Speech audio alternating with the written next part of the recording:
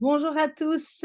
Très, très contente que vous soyez là avec moi si tôt au matin. En fait, il fait chaud ici en Belgique, mais il pleut là. Il fait encore un tout petit peu noir, mais il y a de la pluie et finalement, ça fait du bien parce que tout était sec. On va lire aujourd'hui la page 26 et 27 de notre livre Het Moois dat we delen. Et vous voyez qu'en fait, le chapitre 6 est tout petit. Et puis, on a le début du chapitre 7. En fait, je pense qu'ici, c'est un flashback parce que, euh, vous voyez, c'est un autre police ici. Donc, à mon avis, c'est un flashback, sixième chapitre. Donc, we liepen het park in tegenover de bioscoop. Donc, nous et inlopen, ça veut dire entrer en marchant. Nous entrions le parc en face du cinéma. De hoge bomen boden ons de intimiteit die we wensten.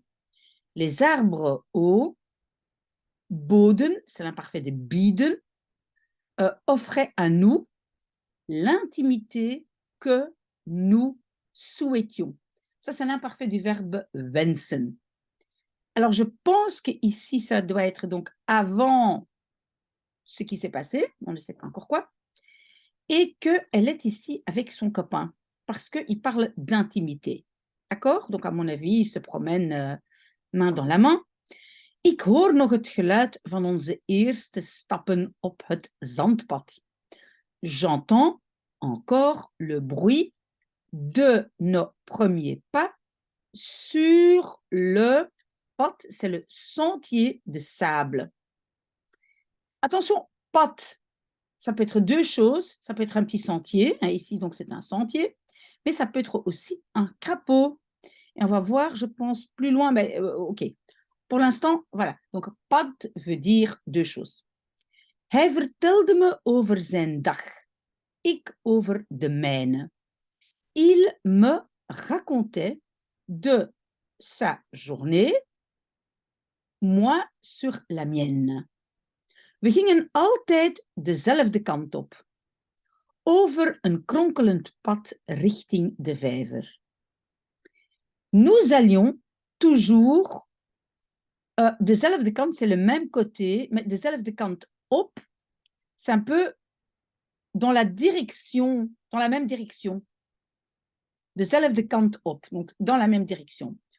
Au-dessus d'un sentier sinueux, c'est kronkelend, direction étang, direction l'étang. We volgden de bewegingen van de eenden in het water.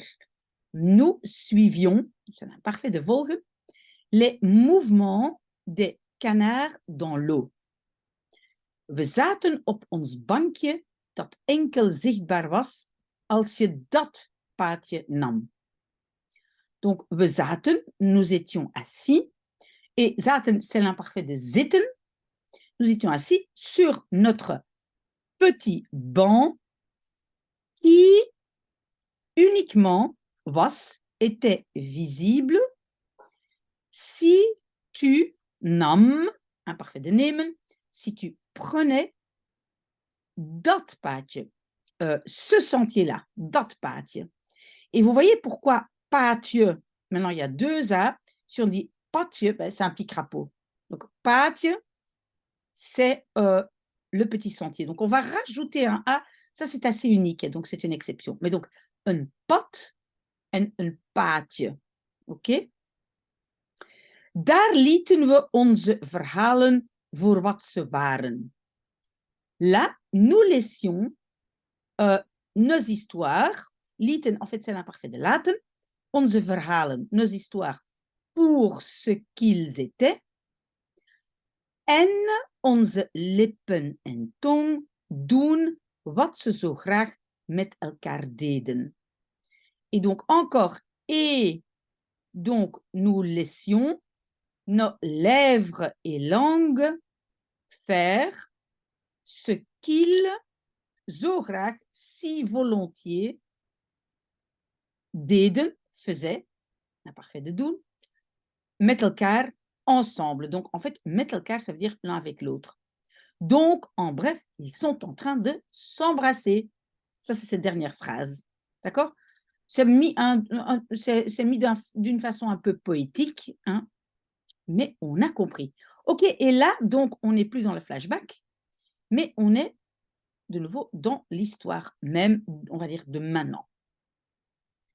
Mijn ogen bleven gericht op de hete kop zwarte koffie tussen mijn handen. Mes yeux restaient gericht, ça veut dire fixés, sur de kop, la tasse de café noir heet, bouillante, ou le café bouillant, entre mes mains. Trots, maar angstig zit ik aan de keukentafel. Fier, mais angoissée, je suis assise à la table de cuisine. Vanochtend heb ik me aan mijn belofte gehouden. Ce matin, oui, et en fait, le verbe c'est zich houden aan. Donc ça, le zich va se transformer en me. Donc, ik heb me gehouden aan. Je me suis tenu à quoi? À ma promesse.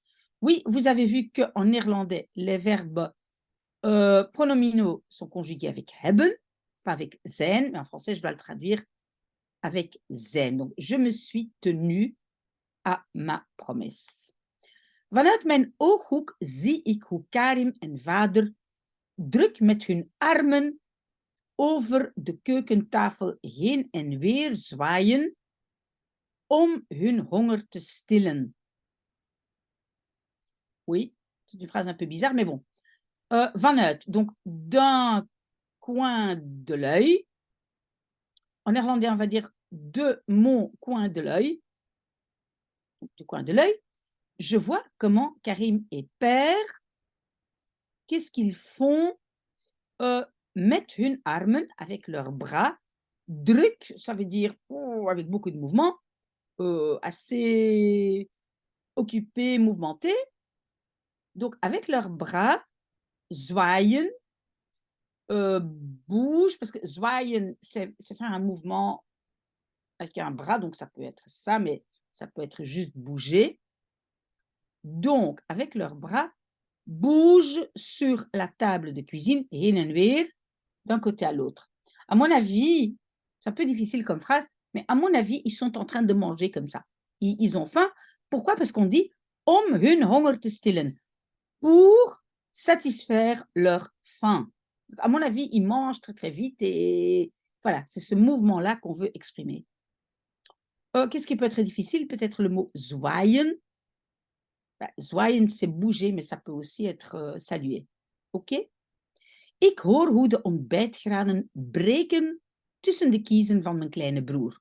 J'entends comment les granen, ce sont des céréales, un peu comme des graines, des céréales du petit déjeuner, cassent entre les kiezen, les dents, mais les kiezen, c'est les molaires, hein, les dents derrière, de mon petit frère. Ik hoor hoe het gedempte geluid van de muziek uit zijn oordopjes komt.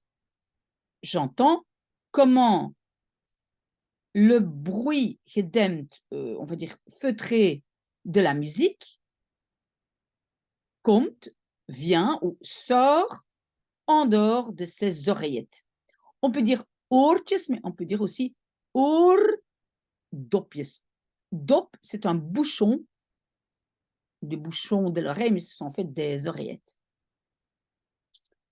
Ik hoor hoe het papier van de krant kreukelt, terwijl vader een pagina probeert om te slaan.